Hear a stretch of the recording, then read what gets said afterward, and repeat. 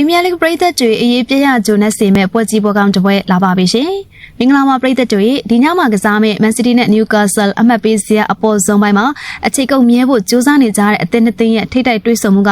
ဘယ်လောက်တောင်အကျိတ်နဲ့ရှိမလဲဆိုတော့ပြနေစရာမလိုတော့အောင်ပါပဲ။ဘာလို့ဆို Euro League ပွဲမဟုတ်ပဲ EFL Cup, Carabao Cup ရဲ့ရှုံးထွက်ပွဲစဉ်ဖြစ်ပါတယ်။ဒီပွဲမှာတရေဆိုတာမရှိဘူးဒုတိယအခွင့်အရေးဆိုတာမရှိဘူးရှုံးတဲ့အသင်းအိမ်ပြန်ရမှာဖြစ်ပြီးတော့နိုင်တဲ့အသင်းပဲ80ခွင့်ရမယ့်ရှင်သန်ခြင်းနဲ့တေဆုံခြင်းတိုက်ပွဲဖြစ်ပါတယ်။ Man City ကတော့ Etihad ဂိုးမှာဆိုရင်တော့ဘယ်အသင်းကိုမဆိုဒူးထအောင်လုပ်နိုင်တဲ့အစွမ်းရှိပါတယ်။သူတို့ရဲ့တူတူမြတ်မြတ်ပေးပို့မှုတွေနဲ့ဟာလန်ရဲ့ကိုသွန်းဆက်လို့အဆုံးသက်တွေက Newcastle ခန်းစစ်အတွက်တော့ငရဲပါပဲရှင်။ဒါပေမဲ့ Newcastle ကလည်းအရင်လိုအသင်းမဟုတ်တော့ပါဘူး။တမိုင်းကြောင်အရာရောလက်ရှိခြေစွမ်းအရာရော Man City ကအသာစီးရနေတာမှန်နေဆိုပေမဲ့ Newcastle ကတော့ဂိုးမရှိတရေရဖို့ထက်ဂိုးပြန်သွင်းဖို့ကြိုးစားမဲ့အသင်းမျိုးပါ။ဒီပွဲရဲ့အဆုံးဖြတ်ကဘယ်သူတွေဖြစ်မလဲ။ကွန်းလန်မှာပွဲကိုဘယ်လိုစိုးမိုးမလဲဆိုတာရဲ့ဟာလန်စီကိုဘောလုံးဘယ်လောက်ရောက်မလဲဆိုတာကအရေးကြီးပါတယ်။ဒီမှာရေစီရဲ့ကွန်းလက်ထိန်းချုပ်မှုနဲ့အလန်ဆာရာအိုင်ဆက်ရဲ့မြန်နှုံးမြင့်တိုက်စစ်တွေက Man City ခန်းစစ်ကိုချင်းချောင်းနိုင်မဲ့အဓိကလက်နက်တွေပါ။နီးပြအရ Man City က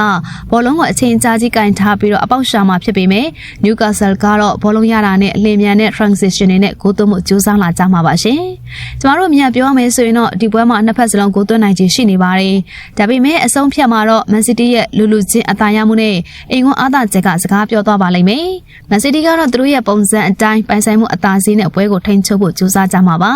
အထူးသဖြင့်ကွန်လက်ဖန်တီးရှင်ရဲ့ပေးပို့မှုတွေကနေတဆင့်အားလင်းဟာလင်းရဲ့အဆုံးသက်တွေကိုကျမတို့မြင်ရဖို့ရှိပါတယ်။တစ်ဖက်က Newcastle ကလည်း short တွက်လို့တော့မရပါဘူး။သူတို့ရဲ့ high pressing နဲ့တံမြန်တိုက်စစ်ကတကယ်ကိုကြောက်စရာကောင်းပါတယ်။အထူးသဖြင့်ဒီဟာဒီမှာ Newcastle ရဲ့ခံစစ်ကတော်တော်လေးကျစ်လက်ပြီးတော့ Man City ကိုအခက်တွေ့အောင်လုပ်နိုင်တဲ့အင်အားရှိပါတယ်။ဒါကြောင့်ဒီပွဲရဲ့ရလဒ်ကို Man City, Newcastle 3 ဂိုးတကူဒါမှမဟုတ်2 ဂိုးတကူဆိုတဲ့ရလဒ်မျိုးနဲ့ Man City တို့အနိုင်ရသွားမယ်လို့ခန့်မှန်းချင်ပါတယ်ရှင်။ Man City ကဂိုးပြတ်နိုင်မလားဒါမှမဟုတ် Newcastle ကပဲအဝေးကွင်းမှာဂိုးပြတ်သွားမလားပရိသတ်တို့ရဲ့ခန့်မှန်းချက်လေးတွေကိုလည်းဗီဒီယိုလေးရဲ့ comment မှာရေးသွားပေးပါအောင်နော်အားကစားသတင်းအစုံလင်နဲ့အတူဘောလုံးပွဲကြိုသုံးသက်ချက်လေးတွေကိုအမြဲကြည့်အောင်လို့ကျမတို့ရဲ့ channel လေးကို like and subscribe လေးလုပ်ချပေးပါအောင်ရှင်အားလုံးကိုကျေးဇူးတင်ပါတယ်